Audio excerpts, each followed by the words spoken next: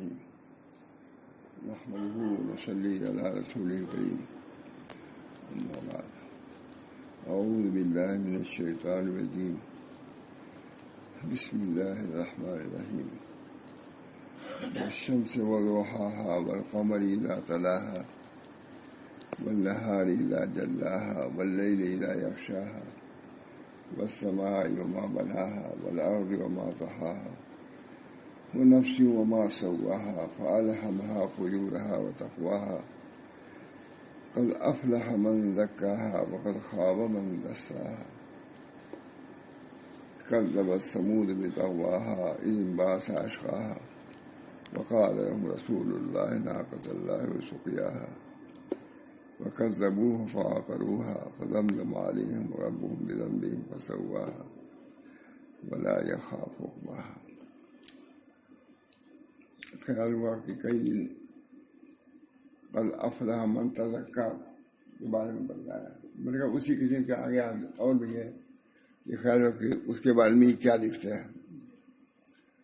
الحمدللہ اچھے ہی لکھا ہے. اس کو دیکھا نہیں تھا کبھی میں نے اور نہیں خیال ہوا تھا کہ قد افلح من تزکا کے بارے میں سن چکے آپ. بہت عمدہ لکھا ہے. ذہن میں آئے قد افلح من زکا آگے چند صورتوں کے بعد ہے. قد افلح من زکا مراد کو پہنچا. قد افلح من زکا مراد کو پہنچا جس نے اس کو سنوارا. مراد ترجمہ دیکھیے مراد کو پہنچا جس نے اسے سنوارا جس نے نفس کو اپنے سنوارا. اور نامراد ہوا جس نے اس کو خاک میں ملا دیا. وقد خاب من دسا یہی نفس ہے جس کو آدمی سنوارتا ہے تو فلاح پا جاتا ہے. اور یہی نفس ہے جو اس کو خود بگاڑتا ہے تو بالکل ہی بگڑ جاتا ہے نیست نابود ہو جاتا ہے. بہت اہم آیت ہوتا ہے. ایسا جو لوگ انکار کرتے ہیں تعجب ہوتا ہے. یہ تمام حدیثیں ہیں آیات ہے کیسے انکار کرتے ہیں. غفلت تو ہو سکتی ہے انکار نہیں ہو سکتا. غفلت ہو سکتی نہیں ہے غفلت. لیکن ان چیزوں کا انکار تصوف یہی ہے. تصوف تو اسی کا نام ہے. نفس کو سنوارنا یہ مقصود ہے تصوف کا. اسی بنا پر بزرگ کا التصوف هو الاخلاق. اخلاق کیا ہے؟ اخلاق سے مراد خوش اخلاقی ہے. اخلاق میں تو وہ بھی ہے کبر بھی ہے یہ نا. اخلاق حسنہ یہ بھی قید لگا دیجیے. التصوف هو الاخلاق الحسنہ تب ٹھیک بیٹھے گا. خالی اخلاق کا دینے سے مطلب بزرگوں کی بات ہے. تھوڑا سا سمجھنے سمجھانے کے لیے اتنا بڑھا سکتا ہے آدمی. التصوف هو الاخلاق. اخلاق میں اخلاقی میں غضب بھی ہے غصہ بھی ہے لیکن سوء اخلاق برے اخلاق ہے. اخلاق تو وہ بھی ہے تو اخلاق مطلقاً نہیں بولا جاتا تو اس کا مطلب حسنہ. التصوف هو الاخلاق الحسنہ. اخلاق حسنہ کا نام تصوف ہے. اپنے اندر توکل پیدا کرنا تواضع پیدا کرنا عاجزی اختیار کرنا یہ سب کیا ہے اخلاق حسنہ. پوری فہرست ہمارے بزرگوں نے لکھ دیا. تعلیم الدین وغیرہ میں سب لکھا ہے. زہد اختیار کرنا یہ سب کیا ہے اخلاق حسنہ. اس کو اپنے اندر پیدا کرنا. اور اخلاق سیئہ کبر کو سب سے بڑی چیز کبر ہے طمع ہے اور اسی طریقے سے اور غضب ہے. یہ سب چیزیں کیا ہے اخلاق سیئہ ہے. وہ اخلاق حسنہ ہے اور یہ اخلاق سیئہ تمام حضرت نے بہت لکھا. خود ہم نے بہت سی کتابوں میں. تو بہرحال جس نے اپنے اخلاق کو درست کیا اپنے نفس کو سنوارا وہ مراد والا با مراد ہو گیا. یعنی جو اس کی مراد کیا ہے عافیت ہے. عافیت پا گیا وہ. یہاں چاہے کوئی نہ سمجھے لیکن جس کو اسے سنوارا ہے اس کا نتیجہ آخرت میں اس کو معلوم ہو جائے گا. اللہ تعالی ہم سب لوگوں کو تزکیہ نفس کی توفیق مرحمت فرمائے. تزکیہ نفسی کے لیے انبیاء علیہ الصلوۃ والسلام آتے ہیں. هو الذي بعث في الأميين رسولا منهم يتلو عليهم آياته ويزكيهم ويعلمهم الكتاب والحكمة وإن كانوا من قبل لفي ضلال مبين. اللہ تعالیٰ نے دو جگہ فرق قد افلح من تزکیٰ، لیکن ہوگا کیا؟ اسی کے تو انبیاء علیہ الصلوۃ مبعوث ہوتے ہیں اسی تزکیے کے لیے، جس کی طرف سے ہم تمام ہی لوگوں کو عموماً غفلت ہی ہے ہمارا. جبکہ نبی صلی اللہ علیہ وسلم کی بعثت کیا ہوا، الذی بعث فی الأمیین رسولا منہم یتلو علیہم آیاتہ ویزکیہم ویعلمہم الکتاب والحکمہ وإن كانوا من قبل لفی ضلال مبین. صاف اللہ نے بیان کیا. نبی کی بعثت مقاصد میں سے کیا ہے؟ قرآن پاک کی تلاوت کرنا. اب کیسی تلاوت تھی حضور صلی اللہ علیہ وسلم کی، کیا کوئی سمجھ سکتا ہے؟ کیسی تلاوت تھی؟ پھر کتاب و حکمت کی تعلیم دینا، وہ تو مکتب کا کام تھا، اب مدرسے کا کام آ گیا. وَيُعَلِّمُهُ الْكِتَابَ وَالْحِکْمَةَ، وَيُزَکِّیہم بھی ہے، یہ خانقاہ کا کام آ گیا. تین ہے، مکتب، مدرسہ اور خانقاہ. مکتب میں کتاب اللہ کی تصحیح ہوگی، مدرسے میں کتاب و سنت کی ہوگی، تعلیم ہوگی، اور خانقاہ میں اسی پر عمل کرایا جائے گا. اللہ تعالیٰ ہم سب کو اس کی توفیق. حضرت وغیرہ تو بہت بیان ہی کرتے رہتے تھے، لیکن میں نے کبھی ان آیات پر کبھی نہیں سنا. بیان تو یہی کرتے تھے تزکیے پر، لیکن یہ ان آیات کو میں نے نہیں سنا. میں نے کہا بہرحال جو لکھا ہے اس کو بھی دیکھ لیا جائے، کیا ان لوگوں نے کیا لکھا ہے، اچھا لکھا ہے. اللہ تعالیٰ ان کو جزائے دے.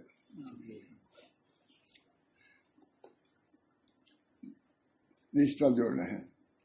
آفتاب و ماہتاب، دن اور رات، آسمان و زمین سے انسانی حیات کا رشتہ کسی حال میں منقطع نہیں ہو سکتا.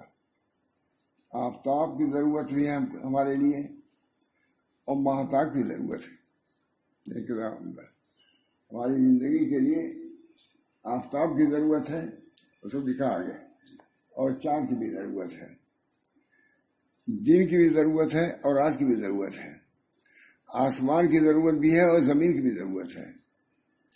آفتاب و ماہتاب، دن اور رات، آسمان اور زمین سے انسانی حیات کا رشتہ کسی حال میں منقطع نہیں ہو سکتا. مگر دنیا کی کھیتی میں آفتاب کی گرمی سے زمین میں ڈالے ہوئے بیج شک ہو کر باہر نکلتے ہیں. اس کی گرمی سے بیج سے نکلتا ہے.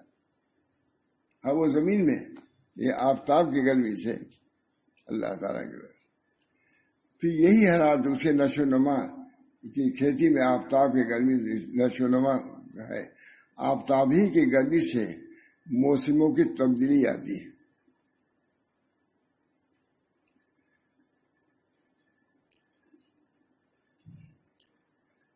آسمان سے بارش کا برسنا زمین سے اگنے والے جملہ نباتات، کھیتوں، پھل اور پھولوں کے حیات کا سامان ہوتا ہے. اور یہ تمام تصرفاتی زمین پر ہو رہے ہیں جس میں تخم ڈالا گیا تھا. تو بالکل اسی طرح نفس انسانی جس میں زمین کی طرح اللہ رب العزت نے اپنی معرفت اور ربوبیت، اطاعت اور فرما برداری کا تخم عہد عدد سے ودیت کر رکھا ہے. زمینی سب ہو رہا ہے. زمین والی جو خاصیت ہے وہ ہمارے قلب کو اللہ نے دیا ہے. اگر اس میں بیج بوؤ گے، ایمان کا بڑھاؤ گے تو بڑھے گا. زمین کو بنجر چھوڑ دیا جائے، کیا بنجر ہے؟ کانٹا بو دے کانٹا ہے. گیہوں بیچ دو تو گیہوں ہے، سیب ہے، انار ہے، وہی زمینی تو ہے. بالکل محمد چھوڑ دیا. خود نبی اکرم صلی اللہ علیہ وسلم فرمایا کہ ہمارے اس لینے کے لیے 3 قسم کے لوگ ہیں. ایک وہ ہے جو بنجر ہے، کچھ نہیں، پانی بھی نہیں روکتا. وہ ایک زمین گڈھا وغیرہ ہے، پانی روک لیتا ہے تو فائدہ خود پڑ جاتا ہے. ایک وہ زمین ہے جو زرخیز ہے. جرا قلب کے حالات ہو. اچھا اگر ویسے ہی چھوڑ دے تو بنجر، اور اگر اس نے اشرار کو شرارتوں کو جمع کیا تو شریر ہے. اور اگر اس میں باغبانی کیا تو کیا ہے؟ عجیب پھل و پھول کے کرنے کا ذریعہ ہے. اللہ تعالیٰ نے زمین کو بہت کچھ دیا ہے. اللہ تعالیٰ ہم سب لوگوں کو دعا کرنا چاہیے کہ یہ دل جو ہم کو دیا اللہ تعالیٰ نے اس کو ہم کارآمد بنائیں. فرماتے ہیں بہت عمدہ لکھا ہے، آفتاب نبوت اس کی روشنی اور حرارت اور گرمی سے نشوونما پاتا ہے، اس پر پھل پھول لگتے ہیں. آفتاب نبوت کے ساتھ وہی الہی کی باری اس کے حیات اور بقا کا سامان. اور جس طرح آفتاب بہار کے پیچھے قدرت، آفتاب نہار کے پیچھے قدرت خداوندی نے اس کے نائب چاند کو لگا دیا ہے، تو بارش کی حیات اور بقا کا سامان. اور جس طرح آفتاب نہار کے پیچھے قدرت خداوندی نے اس کے نائب چاند کو لگا دیا، تو اسی طرح آفتاب نبوت کے بعد اس آفتاب کا جانشین اور خلیفہ حضرات خلفائے راشدین ہوئے. اصل تو آفتاب ہے لیکن چاند اس سے روشنی حاصل کرتا ہے. تو فرماتے ہیں اسی طرح انبیاء نے جو کام کیا ہے آفتاب کے بعد، وہ تو آفتاب تھے. اولیاء کرام نے سب سے پہلے خلفائے راشدین نے کام کیا، وہ نسبت حاصل کیا ہے. لہٰذا ہم لوگ سب لوگ تصوف میں رشتہ کسی صحابی سے آتے ہیں کہ نبی اکرم صلی اللہ علیہ وسلم سے اخذ کیا. اس چیز کو کس نے؟ حضرت ابوبکر صدیق نے، حضرت علی نے، حضرت عمر نے. لہٰذا ان لوگوں کی بیعت بھی صرف بیعت مملکت نہیں تھی، بیعت طریقت بھی تھی. حضرت ابوبکر صدیق کی بیعت رسول اللہ صلی اللہ علیہ وسلم سے بیعت حکومت ہی نہیں تھی، بیعت طریقت بھی تھی. یا حضرت عمر نے حضرت ابوبکر صدیق سے جو بیعت کیا تو بیعت طریقت بھی تھی، بیعت خلافت ہی صرف نہیں تھی. تبھی تو ہمیں وہ سلسلہ چلتا ہے. کسی کا حضرت علی تک پہنچتا ہے، کسی کا حضرت عمر تک پہنچتا ہے، کبھی ابوبکر صدیق پہنچتا ہے. اور یہ کہیے سب کا حضرت ابوبکر صدیق پہنچتا ہے. لوگ کہتے ہیں نقشبندی، لوگ کہتے ہیں ہم لوگ صدیقی، ہم لوگ حضرت ابوبکر صدیق سے، ہم لوگ کہتے ہیں ہم لوگ بھی ہیں. حضرت علی نے بیعت کیا حضرت عمر سے، حضرت عثمان سے، عثمان نے بیعت کیا حضرت ابوبکر صدیق اور حضور صلی اللہ علیہ وسلم سے. سلسلہ نقشبندی لکھا، شاہ اللہ صاحب نے لکھا ہے کہ یہ چاروں سلسلے ابوبکر صدیق پر مل جاتے ہیں، کیونکہ جنہوں نے بھی بیعت کیا ابوبکر صدیق سے وہ بھی ہم بھی صدیقی. قمر اللہ تعالیٰ کے مانند بنا دیا. خلفائے راشدین کے وجود ماہتاب نے آفتاب نبوت کی غارشینی اور اپنے نور سے روحانی زندگی کے لیے راستہ بتایا. آفتاب کے بعد ماہتاب چاند. اور یہ بات قطعاً وہی ہو گئی، علیکم بسنتی و سنت الخلفاء الراشدین. بالکل وہی بہت عمدہ علمی بات ہے. مطلب یہ دونوں کا جوڑ لگا دیا، علیکم بسنتی و سنت الخلفاء الراشدین. ہم سے انہوں نے نور لیا، ہم سے خلفاء الراشدین نے سیکھا ہے. وہ نور نبوت جو میرے سینے میں تھی ان کو میں نے منتقل کیا ہے صحابہ کے. اس وجہ سے تم ان کی سنت کو بھی اختیار کرو جیسے میری سنت. بات ہے اسی لیے بتایا. جو اس کا یہاں پہ لے آنا بہت بڑی بات ہے. سنت الخلفاء راشدین، خلفاء راشدین کے وجود ماہتاب نے کہ وہ آفتاب نبوت کی جانشینی اور اپنے نور سے روحانی زندگی کے لیے راستہ بنایا. اور یہ بات وہی قطن ہوگی، علیکم بسنتی اور سنت خلفاء راشدین. صحابہ کو چھوڑ نہیں سکتے. اب جو اٹھتا ہے صحابہ کے بارے میں کہا جاتا ہے.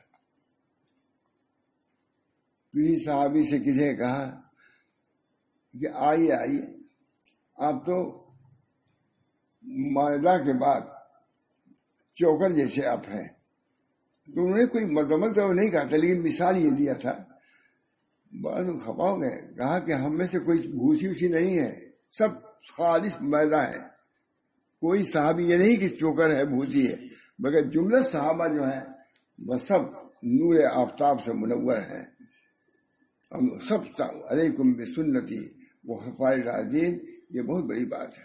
اس سے استدلال کیا انہوں نے ہے کہ خلفاء راشدین وہ ہم نے سکھا دیا ہے سب، اور نعمت باطنی ہم نے ان کو دے دیا ہے. معلوم وہ سلسلہ وہاں سے چلا رہا ہے. مجھے صاحب یہ تصوف کا سورے کی یا خانقاہوں کا یہ مشائخ یہ نہیں کہ کوئی اپنی چیز بتلاتے ہیں، وہی نعمت جو صحابہ نے حاصل کیا وہی ہمارے اولیاء نے حاصل کیا اور اللہ تعالیٰ نے ان کو بھی چمکایا. کسی نے کہا حضرت مولانا شاہ رسول اللہ صاحب سے کہ کیا بات ہے کہ زیادہ ذی استعداد طلبا ادھر نہیں آتے, ذی استعداد طلبا ادھر نہیں آتے. فرمایا ادھر کہ ان کو استعداد نہیں, اس وجہ سے نہیں آتے, اپنی استعداد کھو دی گئے. اعتراف ہمیشہ. اور چاند کا نور سورج ہی کا نور ہوتا ہے, چاند کا نور سورج ہی کا نور ہوتا ہے. جیسا کہ مشہور ہے نور القمر مستفاد من نور شمس, بہت قمر کا نور مستفاد ہے نور شمس سے. اصل میں یہ خواب میں بیان کرنا تھا, اس وجہ سے اب اس کے بعد بیان کر رہا ہوں. یہ تو پھر حضرت نے تہجد کو مجھ کو بلایا, بالکل تہجد کو. تو میں کم سما اجی میں نے دیکھا کہ سورج بالکل ادھر آ گیا میرے طرف, بڑے انداز سے. اجی میں نے دیکھا کہ سورج جو ہے یہ بالکل یہاں میرے آ گیا. اللہ تعالیٰ کا شکر ہے مجھے. میں نے فوراً کہا حضرت تو بہت مشہور یہی جو کہہ رہے ہیں وہی میں نے کہا. الحمدللہ اس وقت کیسے یاد بھی تھا 50 سال کے بعد, کہیں سنا ہوگا. میں نے کہا حضرت نور القمر مستفاد میں نور شمس, اس سے معلوم ہوتا ہے کہ پوری روشنی آپ کو دی جا رہی ہے ولایت, آپ ولی ہیں. اور شمس کا نور کیا ہے ملتا ہے آپ, تو آپ چونکہ آپ کو ولایت کا مقام حاصل ہے, اس بنا پر نور نبوت اپنے نور سے آپ کو منور کر رہا ہے. پوری توجہ حضور صلی اللہ علیہ وسلم. میں کہیں کہتا کہ حضرت کتنا خوش ہوئے, اتنا خوش ہوئے کہ میں کہا صاحب نے کہا اجی میں نے یہ کہا, قمدواں نے یہ جواب دیا, قمدواں نے یہ تعبیر دیا. کہتے رہے, وہ لکھا ہوگا کہ ڈاڈی میں تو لکھا ہوگا تہجد کو نور قمدواں. اجی میں نے سوچا دیکھا سورج یہاں آ گیا, دیکھو مارتا حضرت مشہور ہے یہی میرے پاس نور القمر مستفاد میں نور شمس. چونکہ آپ اللہ کے ولی ہیں, اس بنا پر نور آفتاب نور نبوت پوری طریقے سے آپ کی طرف ذوق فشاں, یہ لفظ میں کہا ذوق فشاں ہے. اللہ کی حضرت کے ساتھ خوش ہو گیا ہم کہہ نہیں سکتے. اللہ کا شکر, فوراً اللہ کا شکر. مالک کیسے ہم لوگ بچے ہی تھے اس وقت, کیا نور القمر مستفاد میں نور شمس. تو خلفاء راشدین کا نور علم و ضوء ہدایت در حقیقت آفتاب نبوت کہیے, وہ سلسلہ تھا نور نبوت کا. القلوب درویشہ باجست, السینے درویشہ باجست, اسی کو لکھا خالی صاحب نے کہ حضور صلی اللہ علیہ وسلم نور درویشوں کے قلوب سے حاصل کرو, یعنی اولیاء اللہ سے. خلفاء راشدین کا نور علم اور ذوق حقیقت درحقیقت آفتاب نبوت ہے. ایمانی زندگی بھی مادی زندگی کی طرح لیل و نہار میں منقسم ہے, تو ان کے اوقات میں مختلف عبادات اور اعمال صالحہ ذریعہ آخرت کا سرمایہ کمایا جا سکتا ہے. جس طرح وہاں موسم بدلتا ہے اس کو قبول کر, اسی طرح کے انسان کے اندر بھی تغیرات ہیں, تبدیلی ہے. جب اس کا لحاظ کرے گا تو اس کی کھیتی جو قلب کی ہے اس لہرا جائے گی, منور ہو جائے گی. اس کے بالمقابل رات کا وقت بالعموم راحت اور غفلت ہوتا ہے. اس لیے تہجد اور قیام لیل کی خاص فضیلت بیان فرمائی ہو. اللہ ہم سب کو توفیق دے. اس راستے میں تہجد کی بڑی اہمیت ہے. نیچے خدا نے کہا بھائی وہاں بھی ضرور پڑھنا چاہیے. ایک آدمی نے کہا کہ حضرت میں تہجد پڑھتا ہوں, بیٹھ کے پڑھ لیتا ہوں. عالم تھے, کہا دیکھو جی اس کو کھڑے ہو کے نماز نہیں پڑھی جاتی تہجد کو, یہ بیٹھ کے پڑھتے. مجھ سے خود کہا حضرت نے بیٹھ کے نماز, مطلب بڑی اہمیت. میں تو اخیر پہ حضرت تھے ہی لگاتے تھے. اللہ کا شکر ہے اب میں بالکل اخیر ہی جانتا ہوں. اللہ ہم سب لوگوں کو توفیق دے. اللہ ہم سب لوگوں کو توفیق. کم سے کم عشاء کے بعد وہ فرماتے تھے تہجد کی نیت سے پڑھ لیا کرو. خود مجھ کو بتایا، بیمار رہتا تھا، خون آ گیا تھا، کہا عشاء سے پہلے وہ پڑھ لیا. اللہ کا شکر ہے. خیر، زمین اپنی فراخی اور استطاعت کے لحاظ سے باران رحمت کا اثر قبول کرتی ہے.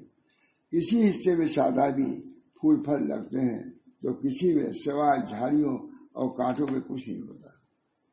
وہی زمین ہے، اسی سے پھل پھول بھی ہے، اسی سے کانٹے بھی ہیں.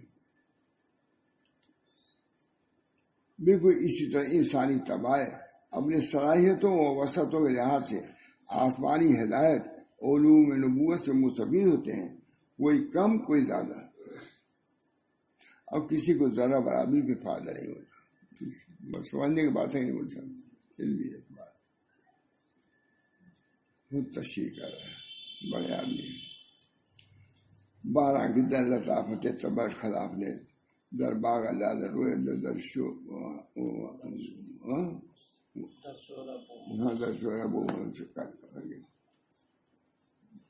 بارش تو ہوتی ہے، کسی جگہ پھل پھول اگتے ہیں اور کسی جگہ نہیں. یہ بات کہ آسمان نبوت سے برسنے والی بارشوں سے کسی کا محروم رہنا، اس کے اثرات کو قبول نہ کرتے ہوئے شر اور گمراہی کے راستے میں چلتے رہنا، اس میں نہ بارش کی کوتاہی ہے، نہ مصدر فیض اور ابر رحمت سب کی طرف ہے. اللہ تعالیٰ نے آدم علیہ السلام کو سکھایا، لیکن فرشتے نہیں سیکھ سکے. لوگ کہتے ہیں وہ اللہ نے ان کے اندر استعداد ہی پیدا کیا تھا آدم علیہ السلام کے پہلے، اس بنا پر استعداد کی. دعا کرنا چاہیے کہ اللہ تعالیٰ ہم سب لوگوں کو ان نعمتوں سے، ان روشنیوں سے ہمارے قلوب کو منور فرمائے. بہت عمدہ دعا. اللہم طہر قلبی عن غیرک ونور قلبی بنور معرفتی. وہ مسئلہ جمع بھی کر لیتا ہوں تاکہ سب لوگ شریک ہو جائے. اللہم طہر قلبی، قلوب بنا میں کہہ دیتا ہے. اللہ ہے تو نہیں، مال صدیق صاحب کو حضرت نہیں بتائے، یہ پڑھ لیجیے. اللہم طہر قلبی عن غیرک ونور قلبی بنور معرفتی. یہ اللہ اپنے غیر سے ہمارے قلوب کو خالی کر دیجیے اور نور معرفت سے ہمارے قلوب کو منور کر دیجیے. اللہ تعالیٰ انہوں نے لکھا، جگہ جگہ اس کو لکھا ہے کہ اس دعا کو ضرور پڑھو، یاد کر لو. اللہم طہر قلبی عن غیرک ونور قلبی بنور معرفتی. یہ عمدہ دعا ہے، جب بھی چاہو پڑھو، تہجد پڑھو، دن میں پڑھو، چلتے پھرتے. غیر سے، اسی غیر میں آدمی رہ جاتا ہے، زندگی ختم ہو جاتی ہے، نکل نہیں پاتا غیر سے. اور نفس بھی غیر ہی ہے. جب نفس کے اندر عداوت، تو نفس کو بڑھانا، اس کی عداوت کو بڑھانا، قوت دینا ہے. تو وہیں سے کچلنے کا حکم ہے. جتنا نفس کی مخالفت کرو گے دبے گا، پھر طرح طرح کے تمہارے قلب میں پھول و پھل اگیں گے.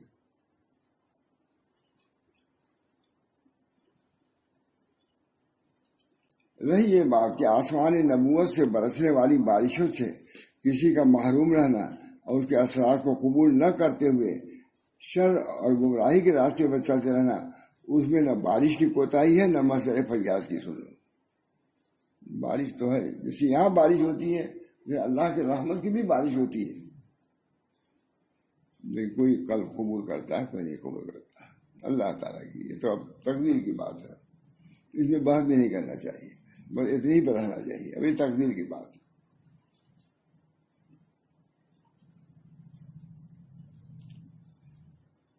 اللہ تعالیٰ نے انسانی فطرت میں بھی خیر و شر کی معرفت رکھ دی تھی، اس کے بعد تعلیمی ہدایات میں بھی اس کی فطری جوہر کو بار بار تجدید و تقویت بھی کی.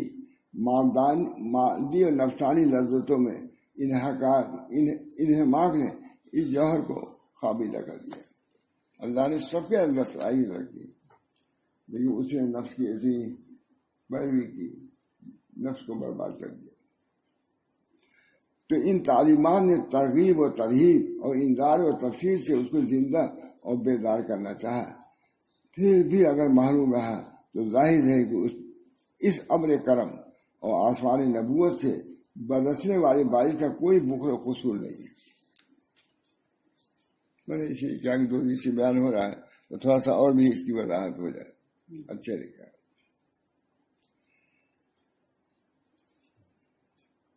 پھر آسمان کی بلندی اور زمین کی پستی کا ذکر کر کے انسانوں کے مراتب میں بلند و پستی اور تفاوت درجات کو نمایاں کر دیا.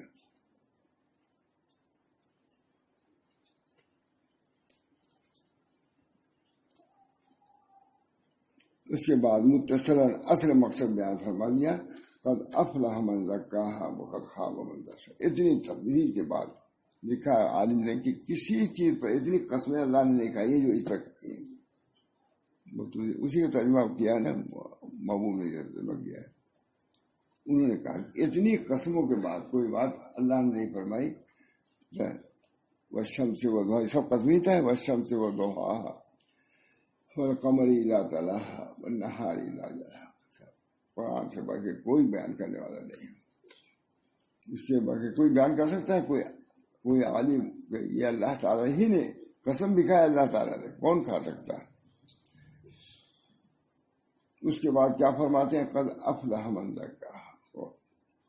فلاح پائی اسے جیسے اس کو کے بعد متصل اصل مقصد بیان فرمایا. افلح من زکاہا. آفتاب کی روشنی کی طرح نور نبوت کا تمام عالم میں پھیلنے کا دل کتاب ہے. 60 باب میں مفرد میں بیان کیا گیا ہے. خداوند کے جلال نے تجھ پر طلوع کیا ہے کہ دیکھ تاریکی زمین پر چھا گئی اور تیرگی قوموں پر، لیکن خداوند تجھ پر طلوع کرے گا اور اس کا جلال تجھ پر نمودار ہوگا. قومیں تیری روشنی میں، شاہان تیرے طلوع کے تجلی میں انتہا. بہت کچھ لکھا. یہ دوسری کتاب جو کتاب نبوت سورت کے پیچھے ہے. کہتے ہیں حضور اکرم صلی اللہ علیہ وسلم کی ذات اقدس آفتاب ہدایت ہے تو اس کے نور سے عالم دنیا روشن ہو گئی، اور چاند اپنی طبعی نوعیت سے سورج کے پیچھے ہے تو آفتاب نبوت کے بعد اس کے قائم مقام خلفائے راشدین کا دور ماہ کامل اور بدر منیر کے حیثیت میں جلوہ گر ہوگا. حضور صلی اللہ علیہ وسلم کے بعد جس طرح اصل چاند کا نور آفتاب نور کا خلیفہ ہے، اسی طرح اس خلیفہ اور بدر منیر کے نور کو بھی قدرت خداوندی نے دنیا کی ہدایت کے لیے خلیفہ بنایا. وہ نور ولایت ہے جو نور خلافت کے لیے نائب کی حیثیت رکھتا ہے. آفتاب کے بعد چاند جو آتا ہے تو آفتاب کیا ہے؟ اسی سے کر کے قمر یعنی ماہتاب آتا ہے. یہ سلسلہ قیامت تک رہے گا. یہ دکھا رہے ہیں کہ آفتاب نبوت کے بعد اللہ تعالیٰ نے ہم کو اندھیرے میں نہیں چھوڑا ہے، بلکہ ماہتاب اور ستاروں سے روشنی ملتی ہے. اسی طریقے سے نبوت کا کام اس کے بعد ان کے نائبین کریں گے. سب سے پہلے خلفائے راشدین ہے. اور جس طرح آفتاب کی روشنی کو دن اور دوپہر کا وقت مکمل کرتا ہے وہ نہر اللہ کرتے ہیں، اسی طرح اس آفتاب نبوت کی روشنی تمادت اور قوت کو خلفائے راشدین بالخصوص حضرت عمر رضی اللہ عنہ، حضرت عثمان غنی کے دور خلافت کے فتوحات اور غلبہ نے مکمل کر دیا. یہ فتوحات ہوئے اسی نور کا دور ہے.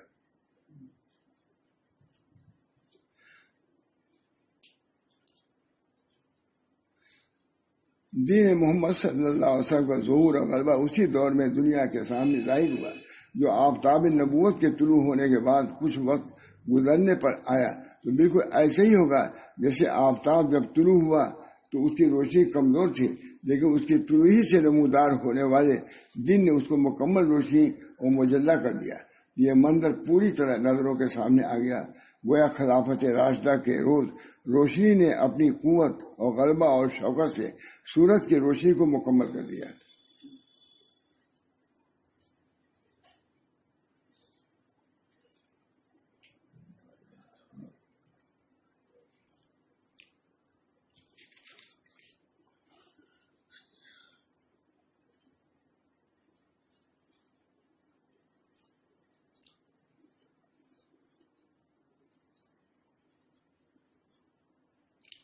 تو تم آگے لکھ رہے ہیں.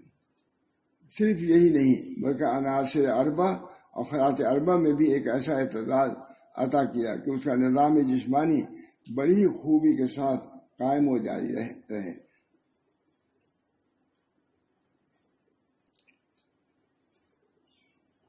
پھر اس کے دل میں ڈالا اس فجور کا اور تقوی. اللہ تعالیٰ نے دل میں ڈالا، تقوی بھی ڈالا اللہ نے، اور پھر اس کو فجور کر کے نافرمانی کا مادہ بھی.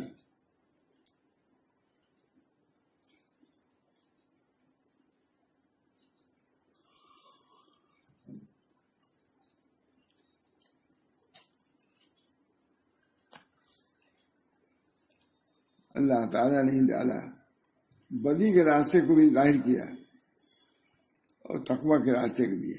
کہ کون راستہ اختیار کرتا ہے بندہ، ہے بے شک فلاح و کامیابی ہے جس نے تقوی کا راستہ اختیار کیا، اس نے فلاح و کامیابی حاصل کر لی. جسے اس شخص نے جسے اس نفس کو پاک بنا لیا اور اسی نے اپنی مراد پالی، اور بے شک نامراد ہوا اور ذلیل و ناکام ہوا وہ جس نے گندگیوں میں اس کو آلودہ کر دیا. اصل تو یہی ہے، یہ بیان کرنے کے لیے اتنی تمیز اللہ تعالیٰ نے بیان کیا. تمیز اللہ پہلی بھی کہہ دیتا ہے نہیں، اس کو سمجھانے کے لیے کہ بالکل جو یہ زندگی گزر رہی ہے، کوئی کامیاب کسی کی زندگی دنیا میں ہوتی ہے، اس طرح اخروی دنیا کبھی زندگی کی ہی ہے. یا اگر تم یہاں اس کی دیکھ بھال کرو گے لگ تو اخروی زندگی تمہاری کامیاب ہوگی اور یہاں بھی کامیاب. اور بے شک نامراد ہوا، ذلیل و ناکام ہوا جسے گندگیوں میں اس کو آلودہ کر دیا اور اپنے نفس کو خاک میں ملا چھوڑا. عفت اور تقوی کی طہارت سے محروم کر کے شہوت و غضب کے ہاتھ میں اپنی باغ ڈور دے دی.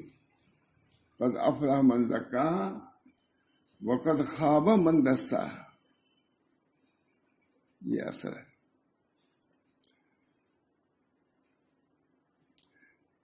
تقوی و طہارت سے محروم کر کے شہوت و غضب کے ہاتھ میں اپنی باغ ڈور دے دی. عقل و شریعت سے کوئی سروکار نہ تھا رکھا.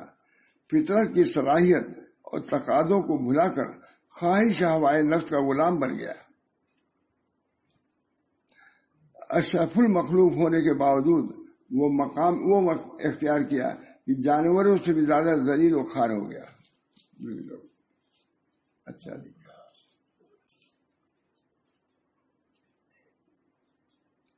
عفت و تقوی کی طہارت سے محروم کر کے قد افلح من زکاہا وقد خاب من دساہا.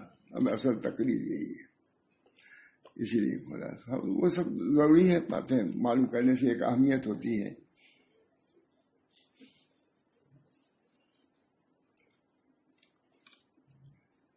بے شک نامراد ہوا اور ذلیل و ناکام ہوا جسے گندگیوں میں اس کو آلودہ کر دیا اور اپنے اس نفس کو خاک میں ملا چھوڑا.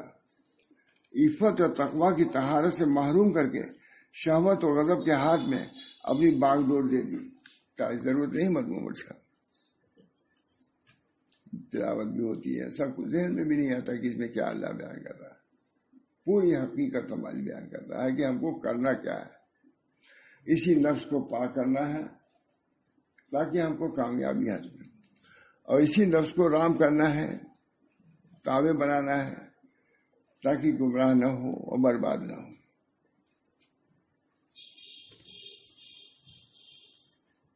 اپنی باغ ڈور شہوت و غضب دو ہی چیز ہے، قوت غضبیہ ہے اور قوت شہویہ ہے. قوت غضبیہ اللہ نے رکھی ہے، غضب کی قوت رکھی ہے اور شہویہ رکھی ہے، دو ہی چیز ہے. اور یہی حسن اخلاق کی جڑ ہے، قوت غضبیہ اور قوت شہویہ. اس کی اصلاح کرنا یہی کیا خلق ہے. بہت بڑے حکیم عثمانی تھے، بہت بڑے، لیکن تھے غیر مقلد. حضرت یہی بات جاری ہے. تصوف یہی ہے کہ قوت غضبیہ کو شریعت کے مطابق کر لینا، یہی تصوف ہے. قوت غضب جو رکھا ہے، غضب کو جیسے شکاری کتا ہے، اس کو سدھارا جاتا ہے کیا ہوتا ہے، ہر پر نہیں دوڑتا ہے، جب مالک اس کو اشارہ کرتا ہے اس پر ہو جاتا ہے. کہ نفس کو جب آدمی مزین کر لیتا ہے، آراستہ کر لیتا ہے، تو اللہ کے حکم کے مطابق ہو جاتا ہے. اور یہ بہت بڑا دشمن ہے. اس دشمن سے جنگ ہے، جاری رہے گی. آدھا عدو کے بین جنبے، سب سے بڑا جو قوت غضبیہ اور قوت شہویت سے تم کو ہلاک کرنا چاہتا ہے. اللہ تعالیٰ ہم سب لوگوں کو توفیق دے. سب بنیادی چیز یہی مجھے. کتنی قسموں کے بعد اللہ نے اس کو بیان کیا. کہتے ہیں بہت جس نے اس نفس کو پاک بنایا، کہتے ہیں بے شک فلاح اور کامیابی حاصل کر لی اس شخص نے جس نے اس نفس کو پاک بنایا. سب خانقاہوں کا وجود یہی ہے. اسی مقصد کے لیے خانقاہوں کو اللہ تعالیٰ ہم سب لوگوں کو خانقاہی تعلیمات پر عمل کرنے اور اس کو پہنچانے کی توفیق بنا. نام بھی نہیں آتا ان چیزوں کا. میں نے کہا تھا نا کہ ایک عالم آئے تھے، عالم نہیں تھے لیکن تھے بڑے عالم. انہوں نے تزکیہ کا لفظ استعمال کیا، تزکیہ کی ضرورت کو ظاہر کیا. تو کچھ لوگ پوچھنے لگے کہ تزکیہ کیا چیز ہے. تو کہا ناراض تم اتنا نہیں جانتے، ارے تم بتلاؤ گے تب لوگ جانیں گے، تو بتلائیں گے تو جانیں گے کیا. یہ میں کہتا ہوں آگے برابر تزکیہ کا لفظ آتے رہنا چاہیے. ایک لڑکا آیا مجھ سے پوچھا اس نے کہ مولانا آپ کے یہاں مجلس ہوتی ہے؟ میں نے کہا ہاں ہوتی ہے. اچھا تو میں آؤں گا، شریف ہوا. میں بہت خوش ہوا بھائی یہ اتنا چھوٹا لڑکا ہے مجلس کے نام پہ آئے گا. تو آیا کہا اس نے کہاں مجلس ہو رہی ہے؟ میں کہا یہی مجلس ہے. کہیں میں بھی کچھ سناؤں. وہ شیعہ لڑکا تھا، وہ جانتے ہی نہیں تھا مجلس ایسی بھی ہوتی ہے. سمجھتے کہ وہ شیعہ والی مجلس ہے. اسی طرح ہم لوگ کا حال ہے کہ تزکیہ نفس جس میں ہے، جس کے لیے آتے جاتے ہیں، اس کو نہیں معلوم کہ تزکیہ کسے کہتا ہے. مقصد یہی تزکیہ ہے. اللہ تعالیٰ نے صراحتاً کہا قد افلح من زکاہا، فلاح پہ اسے جس نے نفس کا تزکیہ کیا. وہی ہم کو معلوم نہیں تزکیہ ہے کیا چیز. اس وجہ سے علماء کو بھی، مشائخ کو بھی، جماعتوں کو بھی تزکیہ کے نام لیتے رہنا چاہیے، تاکہ قرآن کا جو مقصد ہے، نبی سب سے پہلے هو الذی بعث فی الامیین رسولا منہم یتلو علیہم آیاتہ ویزکیہم ویعلمہم الکتاب والحکمہ. نبی کی بعثت ہی تزکیہ کے لیے ہوتی ہے. وہ دونوں چیزیں اس کے پہلے کی ہیں. تلاوت، تعلیم، کتاب و حکمت اس لیے ہے تاکہ تزکیہ ہو جائے، اور تزکیہ ہی سے ہم غافل ہیں. اللہ تعالی ہم سب لوگوں کو اس مضمون سے معرفت، اپنے نفس کے اصلاح کی طرف رغبت پیدا فرمائے. بے شک فلاح و کامیابی حاصل کر لی اس شخص نے جس نے نفس کو پاک بنا لیا ہے. ہمارے بزرگان کتنی سختی ہم نہیں کر سکتے، اسی کے لیے کتنی سختی کرتے ہیں شروع ہی سے. اس کے لیے مہلت نہیں ہے کہ جوانی ختم ہو جائے، ادھیر ہو جائے، بوڑھے تب. جوانی سے لن تنالوا البر حتى تنفقوا مما تحبون. تم بر کو نہیں پہنچو گے یہاں تک جو چیز محبوب ہے اس کو تم خرچ کرو. سب سے محبوب چیز انسان کو کیا ہے؟ اس کا نفس ہے. وہ نفس کو اللہ کے راہ میں صرف کرو، کامیابی ہو جائے گی. اللہ تعالیٰ سب لوگ اس کے تو غیر مقلد عالم تھے، انہوں نے بہت تسلیم کیا. قوت غضبیہ کو اعتدال پر لانا، یہی کیا ہوتے ہیں خلق. اسی سے نفس کا تزکیہ ہوتا ہے، اخلاق. ذکر معین ہے، کرنا تو آپ کو ہے. اس راستے میں معالج اور معالج دونوں ایک ہیں، بیمار اور طبیب دونوں ایک ہیں. آپ ہی مریض ہیں اور آپ ہی طبیب ہیں. یہ بہت مشہور ہے. معالج لفظ رسول کرم، معالج اور معالج اب دونوں ہم ہی ہیں. معالج تو ہمارا دوسرا ڈاکٹر حکیم ہے، ہم گئے دوسرے کا اصلاح کیا. لیکن نفس کی اصلاح کے لیے خود اپنے میں غور کرنا ہوگا، مدد لینا ہوگا. لیکن آپ ہی کو لینا ہوگا مدد. گھر ہی میں کوئی ہے اور نہیں لیتا تو نہیں ہوگا، اس کا خود کرنا ہوگا. اللہ تعالی بہت اسی نے اپنی مراد کو پالی اور بے شک نامراد ہوا اور ذلیل و خوار ہوا جس نے گندگیوں میں اس کو آلودہ کر دیا. اس نفس کو اللہ نے ودیت دیا امانت کے طور پہ. یہ نفس ہے، اب چاہے اس کو رکھو یا نہ رکھو. اور اپنے نفس کو خاک میں ملا کے چھوڑا. عفت اور تقویٰ کی طہارت سے محروم کر کے شہوت اور غضب کے ہاتھ میں اپنی باغ ڈور دے دیا. اب دیر ہو جائے گی. نہیں، دیوبند میں جو بیان کیا تھا میں نے کبھی انشاءاللہ بیان تھوڑا سا مختصر میں بلایا گیا تھا مخاصمہ مناظرہ کے لیے، مناظرے میں فیصلہ کرنے کے لیے دارالحدیث میں دیوبند کے کبھی تو کچھ ارے لوگوں نے بلایا بھی تو مناظرہ کے لیے بلایا. بڑے آدمی نے کہا. اب میں سن لیا تھا یہ بات. میں بیٹھتے ہی وہاں تھا، ہزاروں لڑکے رہتے ہی وہاں کا. میں نے کہا دیکھیے مناظرہ تمہارے کیا مخاصمہ ہے، ایک دوسرے سے بات کرنا ہے. خود شاہ ولی اللہ صاحب لکھتے ہیں کہ قرآن میں جیسے اور علوم ہیں اسی طرح علوم مخاصمہ بھی ہے. قرآن نے خود مناظرہ کیا ہے یہود سے اور نصارہ سے اور مجوس سے اور مشرکین سے اور منافقین سے. شاہ ولی اللہ صاحب نے خود، میں شاہ اللہ صاحب ہم لوگ ولی اللہ ہی ہیں، وہی میں نے بیان کیا ہے. مخاصمہ بادشاہ فرقہ والا، چار ذلیل فرقوں سے مخاصمہ قرآن نے کیا ہے. پھر کوئی نئی چیز نہیں ہے جو میں آیا ہوں. تو پھر میں نے جب تقریر کیا، اللہ کا شکر ہے، تب میں آپ نے ایسے ہوتا ہے. بہت بڑے آدمی نے کہا کہ مولانا آپ نے اس مجلس کو بالکل تصوف والی مجلس بنا دیا، خانقاہی مجلس.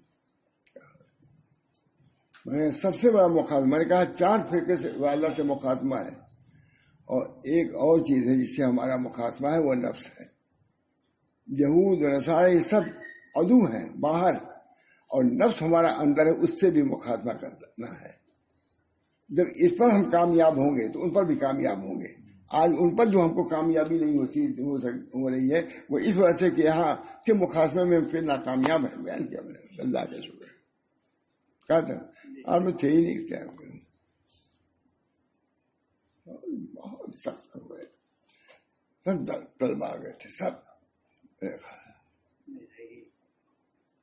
اللہ تعالیٰ وہ مخاصمہ شاہ صاحب نے لکھا قرآن.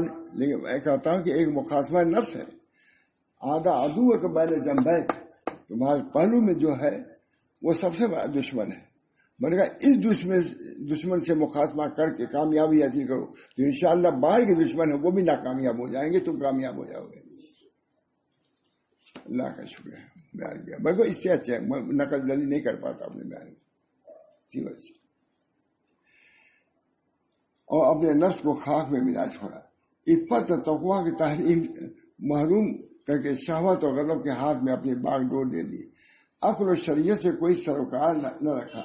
فطرت کی صلاحیت اور تقاضوں کو بھلا کر خواہش احوال نفس کا غلام بن گیا. اشرف المخلوق ہونے کے باوجود وہ مقام اختیار کیا کہ جانوروں سے بھی زیادہ ذلیل و خوار ہو گیا.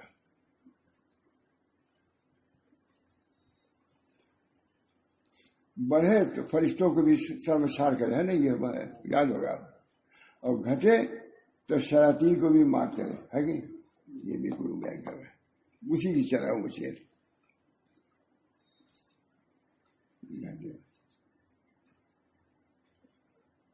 یہی نفس بڑھے تو فرشتوں کو بھی شرمسار کرے، یہی ہے نا. اور گھٹے تو شیاطین کو بھی ہاں. تو انسان دیکھ لیجیے کیا کر رہا ہے. انسان ہی تو سب کر رہا ہے. سب یہ ہمارے بانی پورے انسان کی بات کر رہے ہیں. اسی میں بہت سے لوگ کام کر رہے ہیں جو فرشتوں سے بڑھ جانے والے کام ہیں. اور بہت سے ایسا کام کرتے ہیں جو شیاطین کو بھی مات کرنے والے ہیں. انسان ہی ہیں. اللہ ہم سب لوگوں کی اصلاح فرمائے. ہر آدمی مکلف ہے اپنی اصلاح کا. یا ایھا الذین آمنوا قوا انفسکم واہلیکم نارا وقودھا الناس والحجارہ. اپنے کو بچاؤ اپنی اصلاح کر کے، تزکیہ کے ذریعے سے اپنے کو بچاؤ، محفوظ رکھو نار جہنم سے. کیا ہوگا اللہ تعالیٰ اشرف المخلوق ہونے کے باوجود وہ مقام اختیار کیا کہ جانور سے زیادہ ذلیل و خوار ہو گئے. یہاں شعر لکھ دینا بھائی جو میں پڑھ رہا ہوں نا, گھٹے تو علامہ اقبال کا ہے. ایسی ہلاکت و تباہی کی روش اختیار کرنے والے دنیا میں بہت گزرے ہیں. تاریخ عالم میں ان کے عبرتناک انجام روز روشن طرح ظاہر ہے. چنانچہ ایک عبرتناک کام جھٹلایا سمود اکبر ہے. مثال دیا ہے کہ ان لوگوں نے اسی نفس کو چھوڑا, ذلیل و خوار ہو گئے. سمود ہے, قارون ہے, فرعون ہے, تمام, اور آج بھی جو ہے کتنے بڑے بڑے ہیں لیکن کتنے گمراہی میں مبتلا ہے اور سب کو گمراہ کرنے کے فکر میں ہے. ان کا بھی نام انہی لوگ میں ہے, سمود اور فرعون اور قارون کم نہیں ہے, کچھ بڑے ہوئے نظر آ رہے ہیں. اللہ تعالیٰ ان لوگوں کے شرور سے ہم لوگوں کی حفاظت فرمائے. فرعون کے شرور سے بھی محفوظ رہے بنی اسرائیل. اس وقت بنی اسرائیل تھے, سچے بنی اسرائیل اس وقت تھے, ان کے شرور سے محفوظ رہے. ہوئی مصیبتیں آئیں, بیگاری میں لگا دیا تھا, اچھے منصب بھی نہیں دیتا تھا فرعون, ان کو چھوٹے چھوٹے گارے موڑ لے رکھا اور کہتا تھا کہ مجھ کو سجدہ کرو. بنی اسرائیل نے کہا کہ ہم انبیاء کی اولاد ہیں, ہم مخلوق کے سامنے اپنی پیشانی کو نہیں جھکا سکتے. کتنے قتل ہوئے, لڑکے قتل ہوئے کہ نہیں, مگر وہ لوگ ڈٹے رہے. اللہ تعالی ہم سب لوگوں کو بھی, اس زمانے کے جو مومنین تھے انہوں نے شرک کو, کفر کو نہیں قبول کیا. آج بھی ہم مسلمان بھائیوں کے اندر اللہ ہمت دے اپنے دین ایمان کی ہم حفاظت کریں, اپنے بچوں کی حفاظت کرنے کی تدبیر کریں. سب سے بڑی چیز تعلیم دینی ہے. حضرت علی نے خود فرمایا ہے, یا الذین آمنوا قوا انفسکم واہلیکم نارا. من تعلیم کتاب و سنت, ایسی کتاب و سنت کی تعلیم سے ان کو آگ سے بچاؤ, اپنے کو بچاؤ, اپنی اولاد کو بچاؤ. ہے نہیں, خود نبی اکرم صلی اللہ علیہ وسلم نے فرمایا جو حدیث مشہور نہیں ہے, اے ملو بطاعت اللہ واتقوا معاصی اللہ ومروا اولادکم بامتثال الاوامر واجتناب النواہی ذالک وقایۃ لہم من النار. اسی میں کہتا ہوں یہ حدیث کسی نے نقل نہیں کیا, یہ حدیث میں پڑھ رہا ہوں, وہ کسی نے سنا ہی نہیں, نہ کہیں دیکھا اب تک, صرف شامی عالم نے اسی حدیث کو نقل کیا. اے ملو بطاعت اللہ واتقوا معاصی اللہ ومروا اولادکم بامتثال الاوامر واجتناب النواہی ذالک وقایۃ لہم من النار. یہ وقایہ ہے تمہارے لیے, خود عمل کرو, تقوی اختیار کرو, گناہوں سے بچو, اپنے بچوں کو بھی اس کا حکم کرو, جہنم سے بچو گے اس سے. حضرت علی کا تو تھی وہ قول ہے, قول ہر عالم لکھتا ہے اس کو, لیکن یہ حدیث نہیں کئی کسی تفسیر میں نہ پائیے گا. انہوں نے لکھا شاعر تربیت اولاد میں, اے ملو بطاعت اللہ واتقوا معاصی اللہ ومروا اولادکم بامتثال الاوامر واجتناب النواہی ذالک وقایۃ لہم من النار. جہنم سے بچا. اللہ تعالی ہم سب لوگوں کو اپنے نفس کی اصلاح کی فکر پیدا فرمائے اور تزکیہ نفس کی دولت سے ہم کو مالا مال فرمائے تاکہ ہم فلاح دارین سے مشرف ہو جائیں. یہ بزرگوں کی جگہ ہے, بزرگوں کی تعلیم ہے, بلکہ کتاب اللہ سنت رسول اللہ کی یہ تعلیم ہے. اللہ ہم کو اختیار کرنے کی توفیق دے اور ہم سب کو کامیاب فرمائے. دعا کیجیے مشکل میرے لیے بھی, میرے تمام, اللہ ہم سب لوگوں کی اصلاح فرمائے اور تزکیہ نفس کی دولت سے مالا مال فرمائے تاکہ فلاح دنیاوی اور فلاح اخروی سے ہم لوگ مشرف ہوں. ربنا, ہمارے بزرگوں کی یہی تعلیم تھی اور یہی تربیت تھی, جو ذہنوں میں ہے اس کو بیان کرنے کی کوشش کرتا ہوں اور خود بھی عمل کرنے کی کوشش کرتا ہوں. اللہ تعالیٰ مجھے بھی عمل کی توفیق دے, جو کتاب و سنت کی جو منشا ہے اس کے مطابق ہم کو چلنے کی توفیق میں عمل فرما. اور اللہ تعالیٰ تمام شرور و فتن سے, تمام امراض سے, تمام بیماریوں سے جو ہم کو ہلاک کرنے والی ہیں ظاہری طور سے یا باطنی طور سے, ان سے نجات کلی عطا فرمائے.